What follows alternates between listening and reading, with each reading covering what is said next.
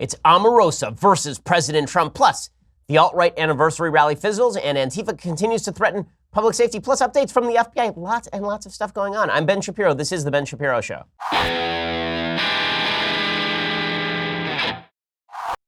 It was a really busy weekend filled with joy and also weirdness. People sending me very odd messages about why James Bond shouldn't be a black person, which is a very weird thing. But we'll get to all of those things. First, I want to mention to you that inflation is a real possibility. What we actually have seen is an increase in wages.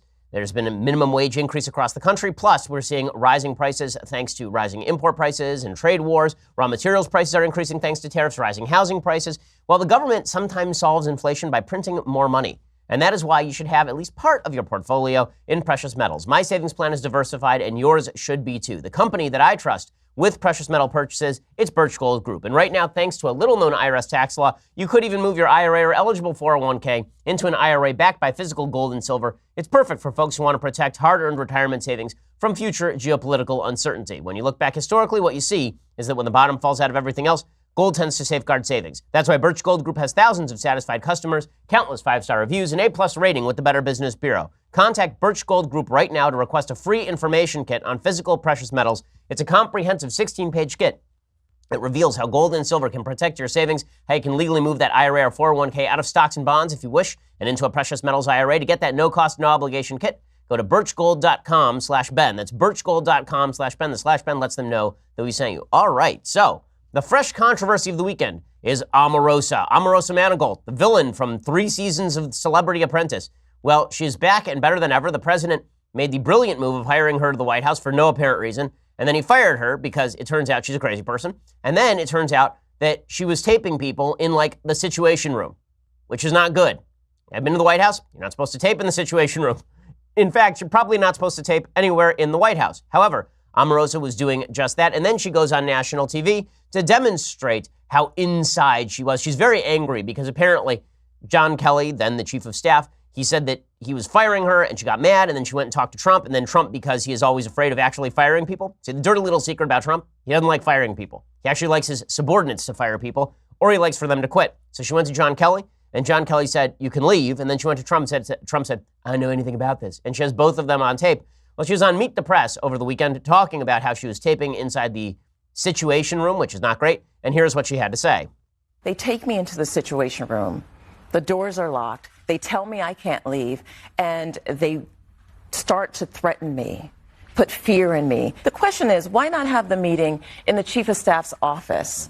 Why put me in the Situation Room, lock the door, and tell me over and over again, as they'll hear, well, they'll hear his part, that I couldn't leave, that I couldn't consult an attorney, that I couldn't talk to my husband who was sitting outside of the door. Yes, I was prepared. Okay, so she says, how dare they bring me in there? Okay, it wasn't false imprisonment. They didn't kidnap her. They didn't keep her there locked up. She would have a lawsuit if they had, okay? This is all wildly overblown. And then she says, I don't understand why they fired me. And then she plays tape of her secretly taping the chief of staff. I can't imagine why they fired Omarosa. I just can't imagine. This does raise some questions about the White House's staffing choices. Like, why would they do this in the first place? I had heard repeatedly that the president chooses only the best people. She was one of his first hires, so not quite the best people. The White House released a statement that CNN reported on. Here was CNN reporting on the White House response to Omarosa. We just got a statement from Sarah Sanders, the White House press secretary, and it reads, the very idea of staff member would sneak a recording device into the White House Situation Room shows a blatant disregard for our national security. And then to brag about it on national television further proves the lack of character and integrity of this disgruntled former White House employee. Okay, so the White House obviously smacking back hard at Omarosa, and then Romney McDaniel, she came forward, she's the GOP chairwoman, and she tweeted out, who in their right mind thinks it's appropriate to secretly record the White House chief of staff in the Situation Room? And the answer is nobody, which is why she shouldn't have been hired in the first place. This is who Omarosa Manigault is. Anybody who doesn't know differently has never had any experience with Omarosa Manigault. There's a story out today about how Omarosa actually tried when she was getting married to invade the White House with her photographer in her wedding dress and go take wedding photos in the Rose Garden at the White House, which is not what the White House is for. The President of the United States, of course, would not take this lying down. I mean, listen, this is what we bargained for, right? I mean, we're getting a lot of the good policy. It comes with the downside of this reality TV show. So the president tweeted out 3 things this morning about Omarosa Manigault, and basically it is the Godfather 1, 2, and 3 of tweets. It's pretty spectacular. So, Godfather Part 1, he tweets out, wacky Omarosa, who got fired 3 times on The Apprentice, now got fired for the last time. She never made it, never will. She begged me for a job, tears in her eyes. I said, okay. People in the White House hated her. She was vicious, but not smart. I would rarely see her, but heard, ... Okay, so let's analyze Godfather Part 1. It's a great tweet. It's a great tweet for a variety of reasons. First of all, wacky Omarosa. I do love that his first hires were sloppy Steve Bannon and wacky Omarosa. It's like the Muppets. And he gives them all nicknames. Oscar the Grouch was his Secretary of State. Got rid of him too. That was Rex Tillerson, who apparently was fired on the toilet. I mean, if you didn't bargain for this reality TV show, then I'm not sure what you were bargaining for. And then he says she was fired 3 times on The Apprentice and now got fired for the last time. He fired her 3 times on The Apprentice and then rehired her 3 times. So, I mean, there's someone who's sort of missing from this equation. He says she never made it and never will. Well, she did get $1 million advance, apparently, for this book. He says, she begged me for a job, tears in her eyes. Whenever the president says that sort of stuff, whenever he says, they begged me, they came and they begged me on their knees, that just means that they asked for a job and he said yes. And he said, okay. And then he says, people in the White House hated her. My favorite line from this classic Godfather tweet. I mean, this is Godfather Part 1. It is a classic of the tweeting genre. I like this part. He says, she was vicious, but not smart. I like the but there, right? That vicious is actually a compliment, right? Vicious is an accolade. She was vicious, which is awesome, but not very smart. So she was stupid, but also vicious. So that was her recommending quality, is that she was vicious. So Godfather Part 1 of tweets, excellent. And then we get to the even better one, Godfather Part 2 of tweets. It turns out the sequel is even stronger than the original. He says, I heard really bad things, nasty to people, and would constantly miss meetings and work. When General Kelly came on board, he told me she was a loser and nothing but problems. I told him to try working it out if possible, because she only said great things about me until she got fired. The genius of constructing a Godfather 2 tweet like this. So spectacular. I love it. The entire tweet is what a terrible person she was. She was nasty to people. She would constantly miss meetings and work. She was the worst. But Trump wanted to keep her around. Why? Because she only said great things about me. That was legitimately his hiring criteria. She was making, by the way, $180,000 in taxpayer money at the White House for saying nice things about him, while he was saying that she was the worst employee ever. So fantastic. And also, a window into the mind of the commander-in-chief. And when people say that Trump is nice to Putin because he's in bed with Putin, or he's nice to Kim Jong-un because he's in bed with Kim Jong-un, no, he's nice to them because when they say nice things about them, he likes them. This is not a complicated man. Okay, it's so funny. When you talk to women and men about relationships, women will always say, oh, men are so complex. Men are not complex. Men are super, super simple. You feed them, ladies, if you're married, feed them, have sex with them, be relatively nice to them, happy marriage, we're done. Men are really, really simple.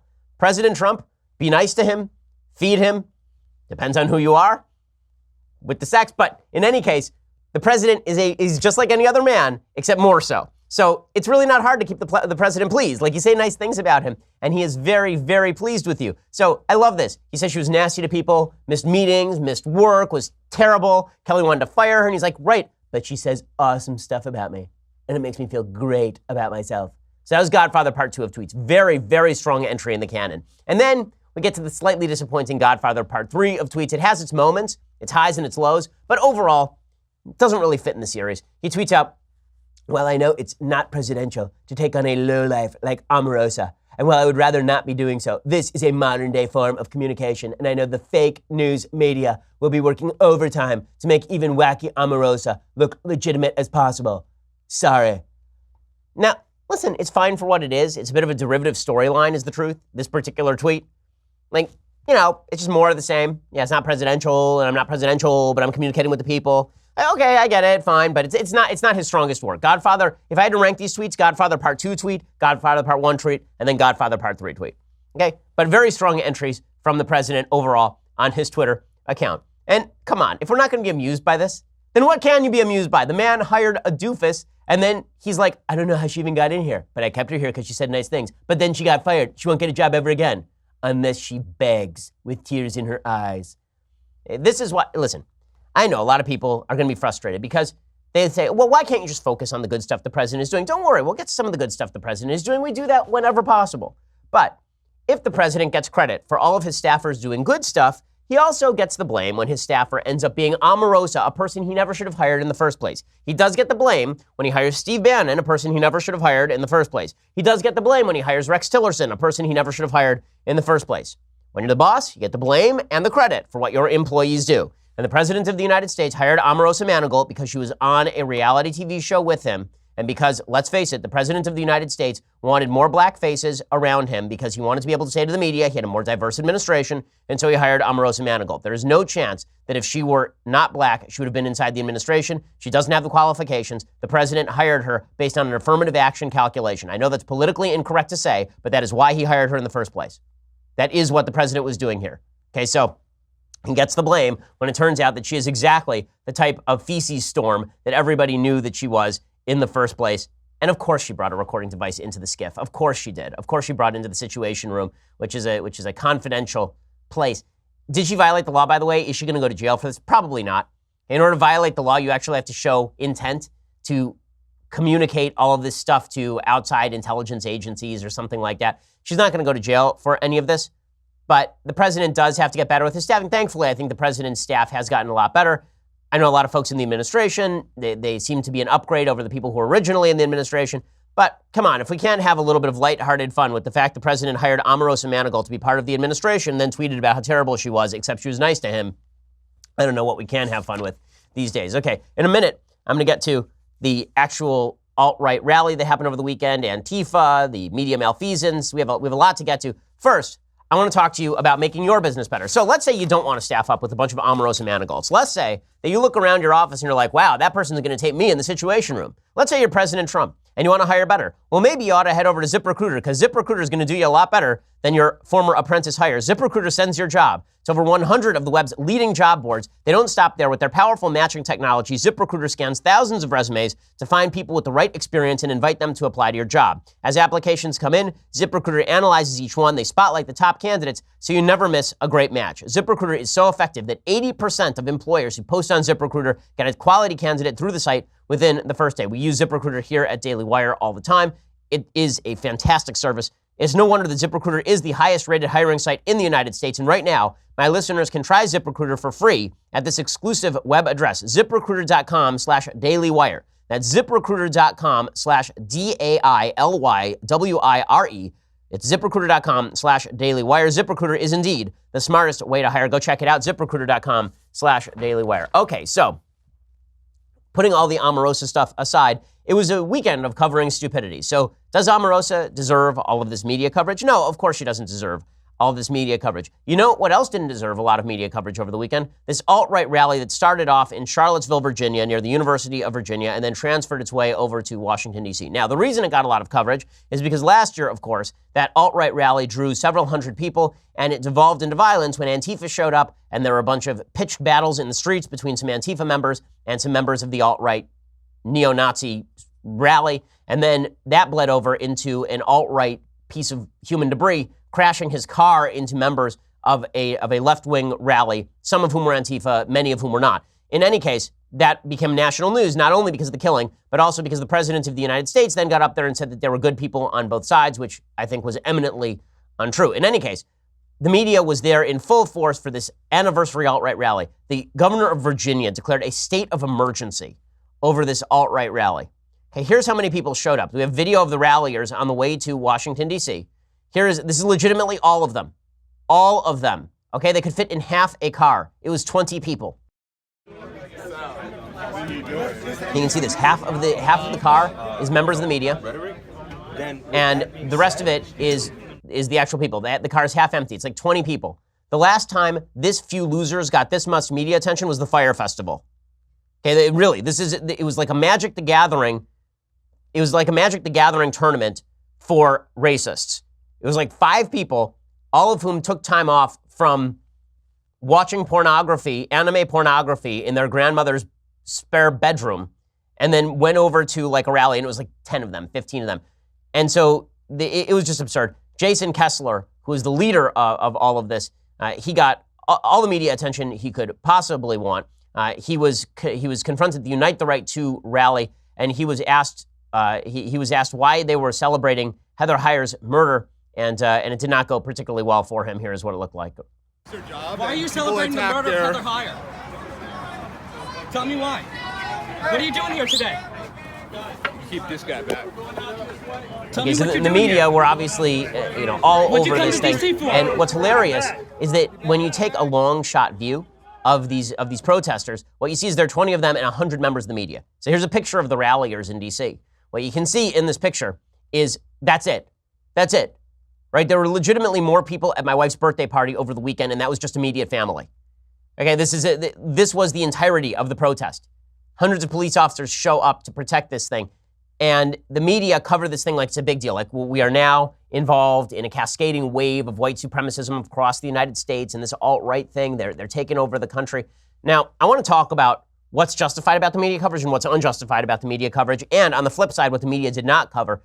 So let's talk a little bit about why this was relevant. The reason this was relevant is because the president of the United States last year and in the last 3 years sort of winked and nodded at the alt-right. He did it during the campaign. I'm not going to soft pedal this. The president went on national TV, pretended he didn't know who the KKK was, made coochie faces with Steve Bannon over at Breitbart, pretended that folks in the alt-right were wonderful, nice people, and really emboldened them in 2016. However, after that, the president then excised those people from his administration, as he ought to have done in the first place. After Charlottesville, the president really attempted to push those people away, and that is a good thing. And then the media decided that they were going to keep that group of people alive. They were going to proclaim that everybody who is a Trump supporter was in league with these alt-right people the president had disassociated from. So the president never should have associated with those people in the first place. No question. And I've ripped this president and I've ripped this administration for not having separated off from those people sooner.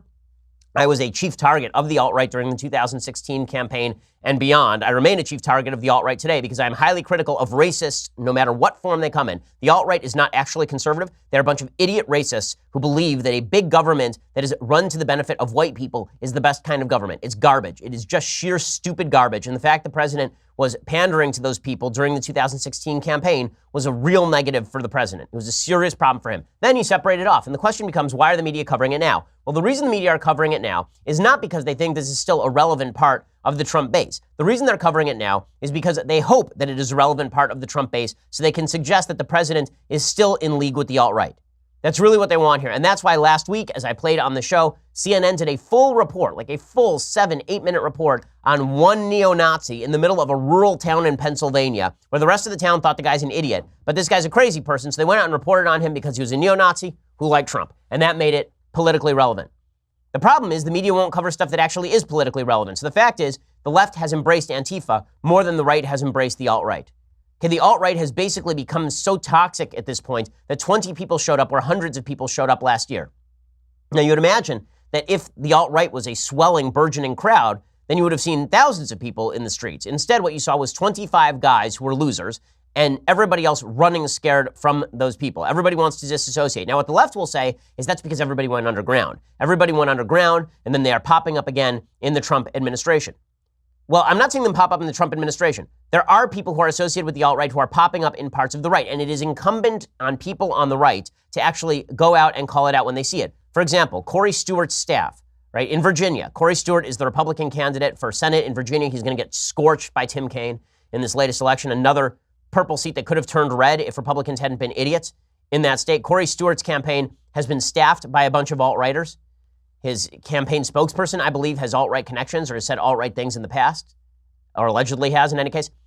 You know, this sort of stuff has to be excised by the conservatives, because if we don't excise this stuff, then we will rightly be lumped in with that stuff. In the same way that the left is being lumped in with the Democratic Socialists because they've embraced it. The difference is that most people on the right, when asked about the alt-right, will condemn the alt-right. Most people on the left will not condemn the Democratic Socialists or even Antifa. A lot of people on the left will just ignore Antifa. And this is a point of real hot-button contention. Over the weekend, I was reading a book called Bad News about the situation in Rwanda. And it talks a little bit about the Rwandan genocide. And still a much forgotten genocide, despite the focus that was brought on it in the 1990s. 800,000 people murdered within the span of 3 months by their neighbors. And it was seriously, the government just saying to people, go out and kill your neighbor. And people would just go get machetes and they would kill their neighbor. And it occurred to me that one of the reasons for this, maybe the chief reason, is that institutional loyalty combined with polarization is a very, very dangerous thing. If you are loyal to an institution and then people you feel are attacking that institution, and it becomes more and more polarized, you're more and more likely to embrace terrible things, to say terrible things, and to do terrible things. And this is true for both the alt-right and conservatives who embrace the alt-right and Antifa on the left, which is embraced by the left. If you believe that your opponent is the font of all evil and is constantly attacking you, you're more likely to become reactionary and polarized and to engage in immoral behavior. And that's why it's incumbent on people on the right to say that we are not going to not only associate with the alt-right, we are going to excise them. Yes, they should be excised. That doesn't mean censor. It doesn't mean use government censorship.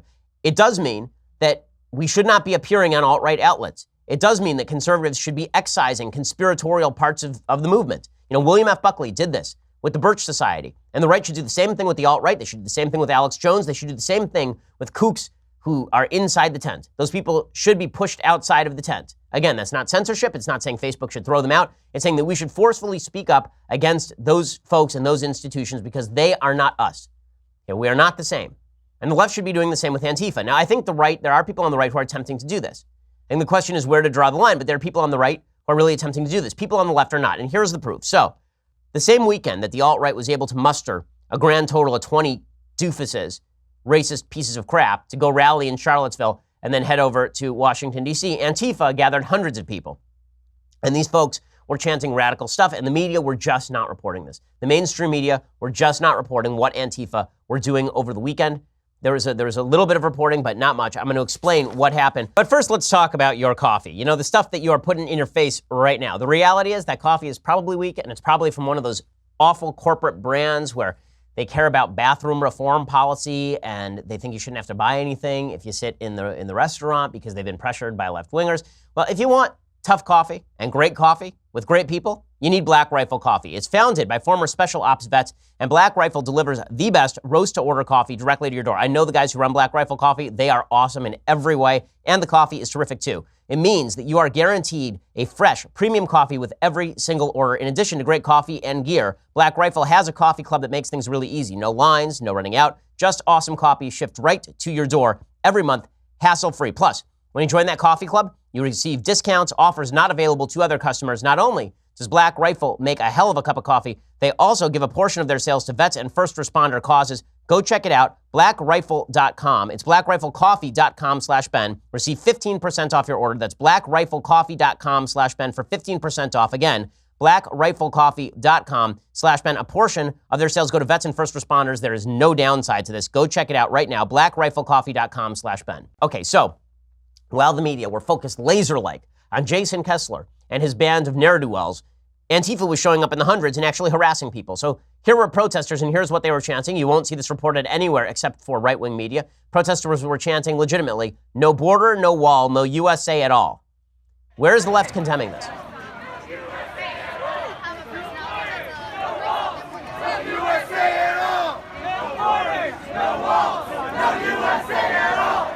Real class act, you know, marching around with their red flags and wearing masks. It's funny, folks on the left will say, well, if you don't need to wear a mask, right? The KKK wore masks, right? Antifa's wearing masks too. And the fact is that these people are garbage and they are spouting garbage, and yet the media treat them as though they're just anti-fascist. They actually take them at face value. And you wonder why folks don't take the media seriously with all this stuff? You wonder why we think the media are a bunch of liars when it comes to their coverage of these issues. They'll spend all their time talking about the dangers of the alt-right and none of their time talking about Antifa. It's because they are warm toward Antifa's cause in the same way that even today, if you say the word Soviet Union, people don't shudder in the same way that you say Nazi. That's because the media in the United States decided to treat the Nazis in the Soviet Union disparately. The Nazis should be treated like the sheer human garbage that they were and are. Well, so should communists. Okay, hardcore communists killed more people than the Nazis, and yet we treat communism as though it is still a valued way of life, something that we ought to think about. We treat people who are communists like Antifa as though they are purporting to speak for something worthwhile. They are not. Okay, here are these protests over the weekend again, shouting all cops are racist while being protected by cops, by the way. All cops are racist. You better face it. All cops are racist. You better face it. All cops are racist. You better face it. All cops are racist. So there they are, marching down the street, hundreds of them, shouting all cops are racist while being protected by the cops. All class acts, according to the media. These are just anti-fascist protesters. Don't you understand? These are like the young men storming the beaches of Normandy. Literally, over the last year, we've seen that argument in the pages of the Washington Post, that these are the young people. It's just like Normandy, because anti-fascists were the people storming the beaches of Normandy, and anti-fascists now are like storming the beaches of Normandy, except what they're actually doing is attacking all the police officers protecting them from the predations of alt-right idiots. The cops standing around them, they're all racist. This is what we have learned. And then the protesters actually attacked reporters. So imagine if the Tea Party had attacked reporters. We never hear the end of it, right? They spent in 2010, members of the Democratic Party, their actual hierarchy, called the Tea Party terrorists. They said they were like domestic terrorists. Legitimately, they said this over and over and over again. I was a Tea Partier. You might have been a Tea Partier too. There was not a single act of violence by the Tea Party toward anyone, and yet they were treated as terrorists. Meanwhile, Occupy Wall Street was protesting in criminal fashion. They were shutting down freeways. There were rapes going on at Occupy Wall Street camps, and the media didn't cover it at all. Well, the same thing is happening now with the alt-right and Antifa. The alt-right is disgusting and awful. Antifa is similarly disgusting and awful and violent. Here are protesters from Antifa attacking NBC reporters over the weekend. You see, there's an NBC reporter carrying a camera, and then somebody comes up, slaps the camera out of the NBC reporter's hand. Don't worry about me. I have my phone. And starts shouting at them. And then Antifa cut an ABC News cable. So ABC News was filming, and these Antifa members slapped down the camera, and then they proceeded to cut the sound cable, right, which is actual property damage. Don't be shoving on people. What's wrong with you? Yeah, and get that out of my face. Hi. Yo, link up around you. Link up around you. I got it. Come here. Hi. I'm big. I'm his size. Hi, guys. I'm his size. That's rude, man. Struggling with the camera, and then they actually cut the sound cord on this thing. And the idea that progressives deserve more kudos from the media simply because of their political point of view is just disgusting. Benny Johnson over at Daily Caller, he went out in the middle of a progressive protest, in one of these Antifa protests in front of the White House, and he started asking these folks what they would do to Trump if Trump were in front of them. Okay, and here were some of their answers. What would you do if Donald Trump showed up at this rally? Murder him? Murder him? I would murder him for the people. How about you, man? Man, I'll tell Trump to get on the floor and scrub those toilets himself, because he don't know how to clean. He needs to learn. He needs to learn how to clean, scrub some toilets. Yeah. Murder him. I mean, yo, he's America's Caesar, except he's a dickhead. So, you gotta take him down. Trump, we'd have to do him like Gaddafi. We'd have to do him like Gaddafi. That's a guy wearing a mask. No, I might wild out. You'd wild out? Yeah. Yeah? All these people talking about killing the president of the United States, torturing the president of the United States. Don't worry, media, this isn't worth covering. The stuff that's really worth covering is those 20 idiots led by Jason Kessler who couldn't even fill a train car from Charlottesville to Washington, D.C. That's where you need to put all of your attention. And now look at how the Washington Post covered this. Okay, so the Washington Post did cover all of the conflict between Antifa and the police, but here's how they covered it. This is legitimately what they tweeted.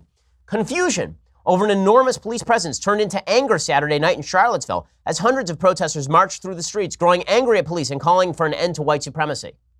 Okay, that's not what happened. The police were there to protect all of the protesters, and then the protesters started shouting about how all the cops were racist. But listen to how the Washington Post frames this. Right? They framed it as these evil fascist police trying to shut down the protest, and then it turned into anger because the police were the aggressors. That's what that tweet actually says. Confusion over an enormous police presence turned into anger Saturday. It wasn't confusion. They hate cops, and they were ripping on cops and trying to hurt cops. That's all. That's all. And the Washington Post continued along these lines, right? I mean, the Washington Post had an entire tweet thread talking about exactly this. And they also added, protesters gathered where a year ago white supremacists had shouted anti-Semitic slogans and carried torches and chanted slogans against the police, against white supremacy and the University of Virginia. Look what change they were bringing. Just a year ago, those alt-right fascists were there being terrible people, but now you have these peaceful Antifa crowds who all they do is attack cops and try to attack media members, that's all. They say many protesters called the police's actions on Saturday a provocation, another symbol of the over-policing of America, and started chanting at the officers who were holding shields and wearing helmets. How dare they? How dare they, the police? And then people wonder why we don't take the media seriously? They wonder why we think the media are a joke? Okay, in just a second, I'm going to show you how much of a joke the media are. But first, you're going to have to go over to dailywire.com and subscribe. For $9.99 a month, you get to subscribe at dailywire.com. When you do, you get the rest of this show live. You get the rest of Clavin's show live, the rest of Michael Knowles' show live. You also get the benefit with an annual subscription of this, the very greatest in beverage vessels. Check this little baby out right here. This leftist tears hot or cold tumbler. You will love it. You will enjoy it. You will be refreshed by the tears themselves. It is fantastic. Also, Go check us out at YouTube or iTunes. Please subscribe. Please leave us a review. When you become a member, by the way, you also get first crack at VIP tickets. We have events coming up this week, live events in Dallas and Phoenix. Those are only the beginning. We will take the United States by storm. And you can have a VIP ticket, or at least first crack at a VIP ticket, when you get a membership over at dailywire.com. It also helps us bring you the show. It helps us keep all of our folks employed and all the rest of it. So go check that out. Please subscribe at YouTube or iTunes. We have a Sunday special out with Ty Lopez last Sunday. We have a big one coming up next Sunday as well. Big guest that I will not name now, but is awesome. Go check that out. We're the largest, fastest growing conservative podcast in the nation.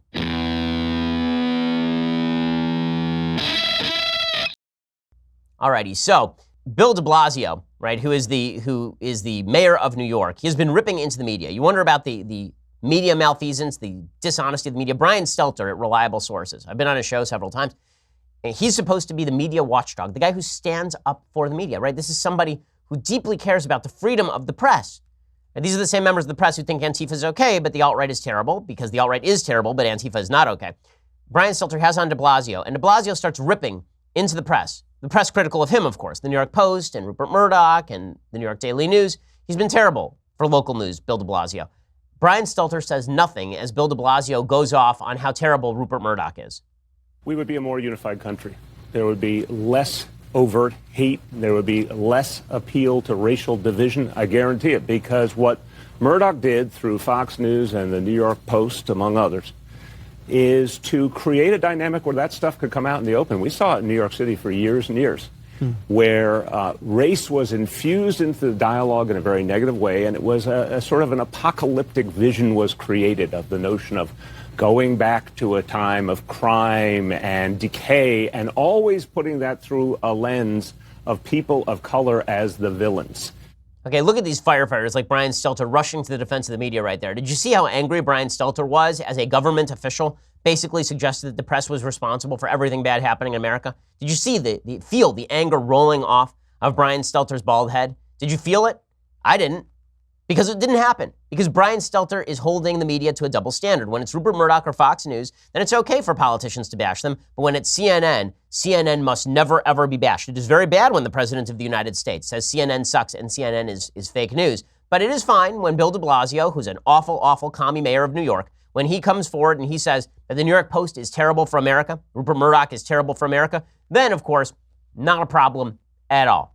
And then you wonder why Trump's anti-media message resonates. It resonates because for legitimately my entire life, the media have been this bad. The same media that cover for Antifa, the same media that suggest that we ought not be worried in the slightest about left-wing violence. We should only be worried about right-wing violence, even though left-wing violence happens against police officers at these rallies from Antifa on a routine basis.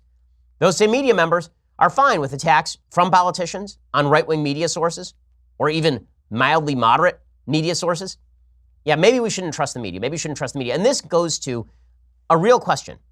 The infiltration of both parties by the extremes of the parties is it growing or is it shrinking? Is it growing or is it shrinking? It's hard to tell at this point. So I mentioned a little bit earlier, Corey Stewart and the fact that Corey Stewart is the Senate candidate in Virginia, and that Corey Stewart, his campaign has been deeply ensconced with the alt-right, and that's really gross.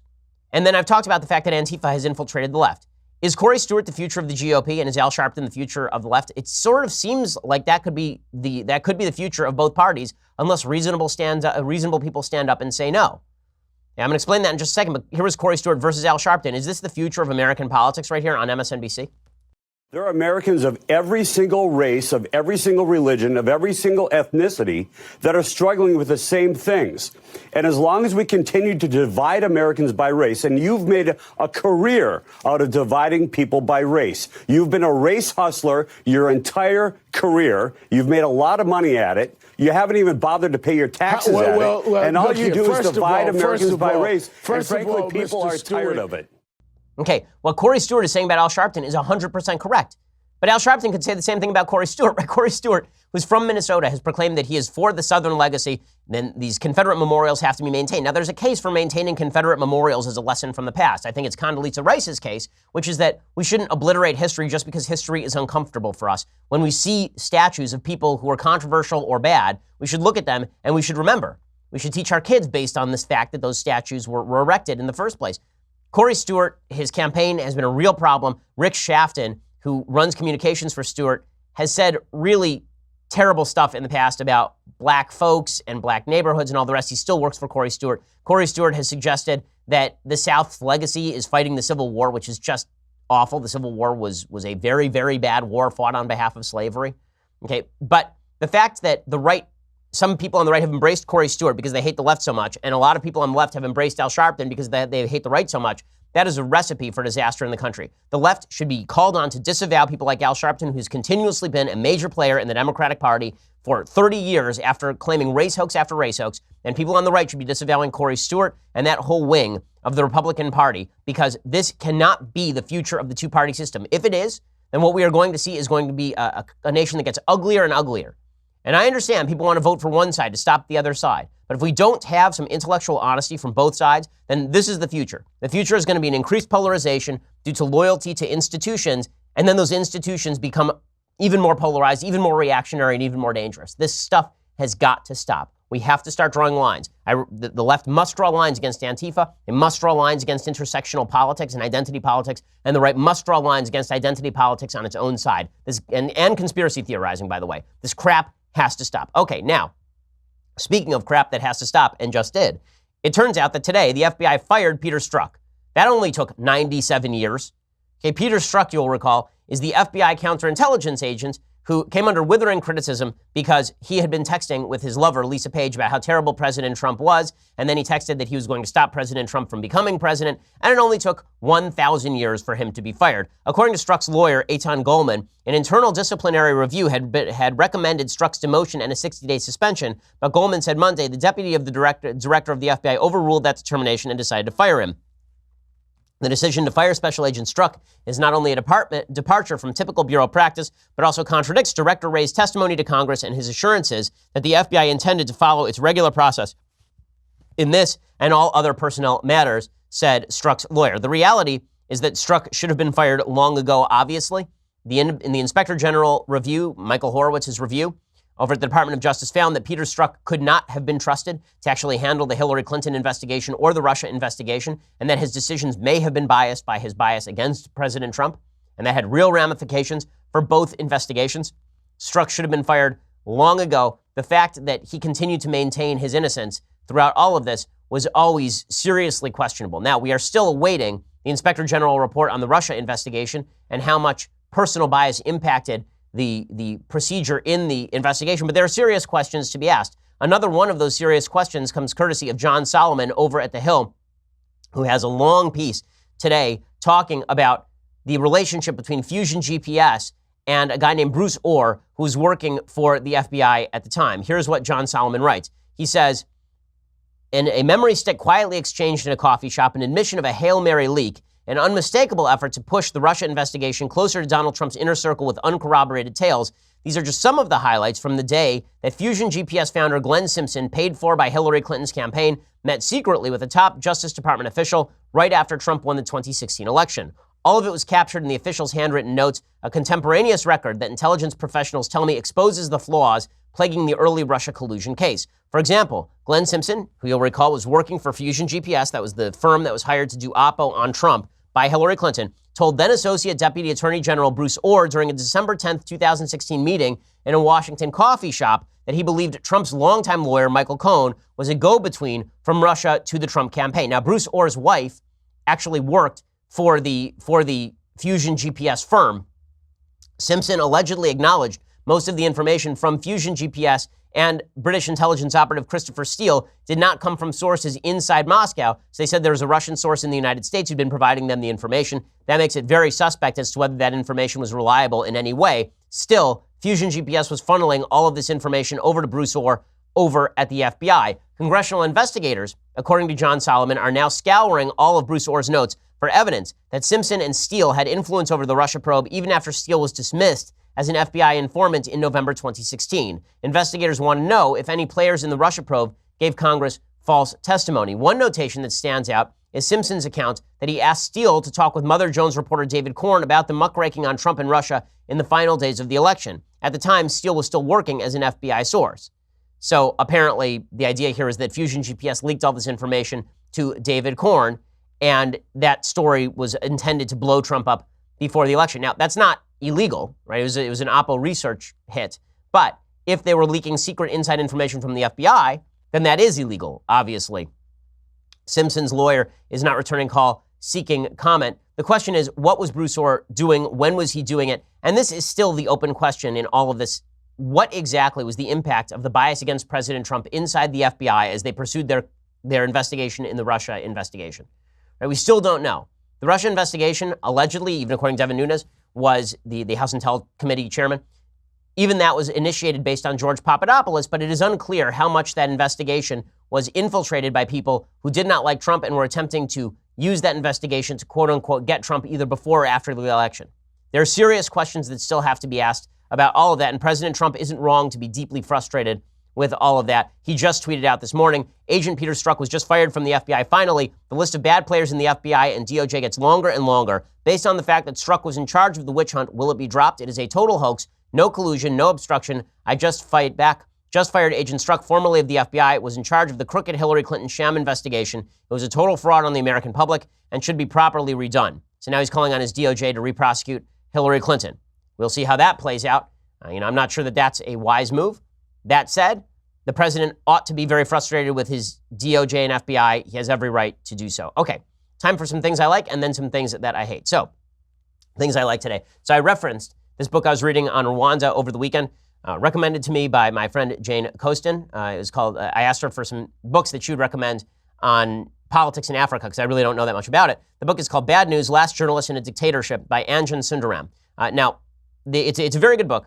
The qualification I have is that it's endorsed by Noam Chomsky, which always makes me think twice about the book.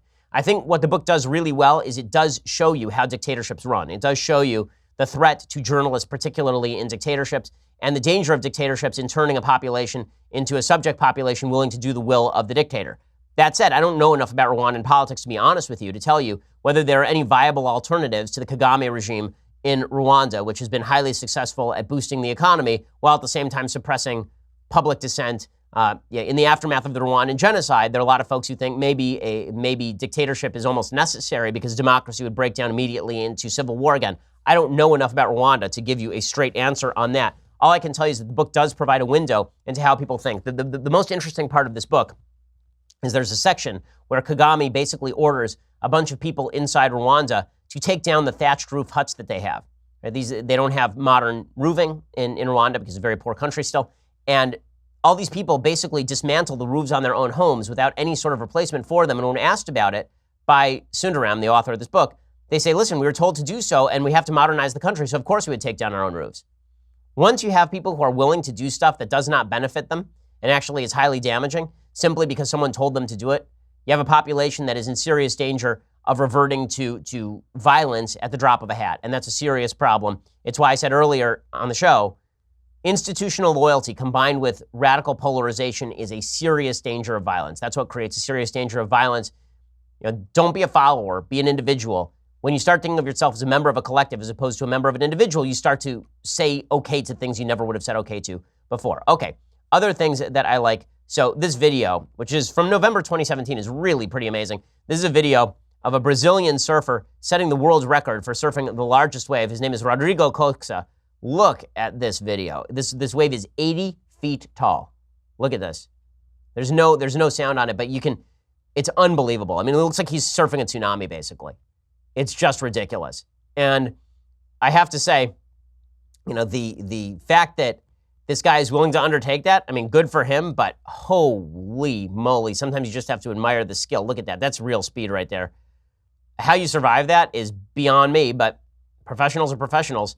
I mean, Bodie from Point Break signals his approval. So, amazing stuff there. Okay, time for a quick thing that I hate, and then we'll do a Federalist paper. Okay, so today's thing that I hate. So Nancy Pelosi, I think, really spills the beans here. She wants to be Speaker of the House again, and she basically says to Democratic candidates, go ahead and lie to the American public. Lie to them that you don't like me. Lie to them you won't make me Speaker. Do whatever you have to do to win. And then you wonder why people don't trust politicians. You wonder why Trump is president. One of the reasons Trump is president is because there is a baseline level of dishonesty that is baked into our politics. The reality is that if the Democrats regain the House, they will make Nancy Pelosi Speaker again. That is a talking point for Republicans.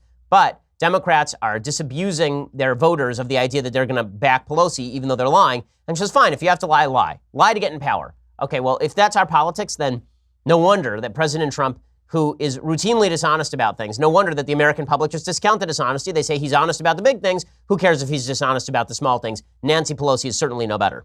I do believe that none of us is indispensable, but I think I'm the best person for the job, and I won't let the Republican ads, which are just flooding these districts. And I say to the candidates, do whatever you have to do. Just win, baby. I know 1 in 5 children in America lives in poverty. We must win this. Okay, so basically lie as much as you can to get power. I wonder why we don't trust our politicians and we're willing to elect anybody who even has the slightest semblance of a non-politician. I can't imagine. Okay, time for a quick Federalist paper. So we're all the way up to Federalist 41, making steady progress through the Federalist papers. Federalist 41, written by James Madison, and he talks about the powers necessary for the government to function properly. So this particular Federalist paper asks 2 questions. The first question is whether any of the powers transferred to the general government are unnecessary or improper, meaning is the government grabbing more power than it needs? And second, whether it could be dangerous to give this kind of power to the federal government. He says it's pretty clear that all the powers delegated to the federal government under the Constitution are necessary. And then he answers, yes, of course, the government could misuse the powers. He says in every political institution, a power to advance the public happiness involves a discretion which may be misapplied and abused, right? Of course, anytime you give the government the power to cure a problem, it could also make the problem twice as bad by usurping to itself additional power. He says this is the reason why the Constitution has checks and balances, and it is why the Constitution is a document of enumerated powers. Now, this is deeply important. There are a lot of folks on the left who think that the Constitution is important because of the Bill of Rights. The Bill of Rights is the least important part of the Constitution. The most important part of the Constitution is the structural Constitution, the part of the Constitution that says how the government works. The government is only supposed to have a certain number of enumerated powers, right? Powers that are spelled out that the government has. All other powers do not belong to the government. According to Madison, the government has 6 types of powers: security against foreign danger, regulation of intercourse with foreign nations, that would be trade, maintenance of harmony and proper intercourse among the states, that would be preventing the states from tariffing each other, basically, certain miscellaneous objects of general utility, which is like post offices and stuff, restraint of the states from certain injurious acts so you can prevent the state from usurping power from the feds, and provisions for giving due efficacy to all these powers. So that's what the necessary and proper clause is. The Constitution allows the government to do what it needs to do in order to effectuate those clauses. But he also points out a principle of interpretation. So he says what you can't do is look at the Constitution, see a power, and then expand the actual scope of the government to everything. And he gives an example. He says, a power to destroy the freedom of the press, the trial by jury, or even to regulate the course of dissents or the forms of conveyances must be very singularly expressed by the terms to raise money for the general welfare. Right? He explicitly points out an argument people on the left use. They say, well, look, the Constitution says the government has the power to provide for the general welfare. That means income tax. It means socialized health care. No, says Madison. What color can this objection have when a specification of the objects alluded to by these general terms immediately follows and is not even separated by a longer pause than a semicolon? In other words, when it says to raise money for the general welfare and then it lists all of the things you can do with that clause, that is a comprehensive list. It doesn't mean that the general rule overrides the specifics. It means the specifics govern the general. And this is true it's a basic principle of constitutional interpretation. The specific governs the general does not govern the specific. If I say to you, I want you to go to the supermarket, and here's a list of objects I want you to pick up at the supermarket, I don't mean go to the supermarket and buy anything you want. The specifics govern the general. The same thing is true in contractual negotiation and contractual interpretation, and it's true when it comes to the Constitution. If the Constitution says the government has the power to provide for the general welfare, and then lists for pages all the stuff the government can do, it's all the stuff the government can do that matters. It is not that motivating clause to provide for the general welfare. As Madison says, for what purpose could the enumeration of particular powers be inserted if these and all others were meant to be included in the preceding general power? And that, of course, is exactly right, and this is why originalism is correct when it comes to constitutional interpretation. Just as you would read a contract literally by looking at the specific terms, you have to look at the Constitution and read it literally by looking at the specific terms. Okay, we'll be back here tomorrow with all of the latest. I'm Ben Shapiro. This is The Ben Shapiro Show. The Ben Shapiro Show is produced by Senya Villarreal, executive producer Jeremy Boring, senior producer Jonathan Hay. Our supervising producer is Mathis Glover, and our technical producer is Austin Stevens. Edited by Alex Zingaro. Audio is mixed by Mike Caramina. Hair and makeup is by Jesua Alvera. The Ben Shapiro Show is a Daily Wire Forward Publishing production. Copyright Forward Publishing 2018.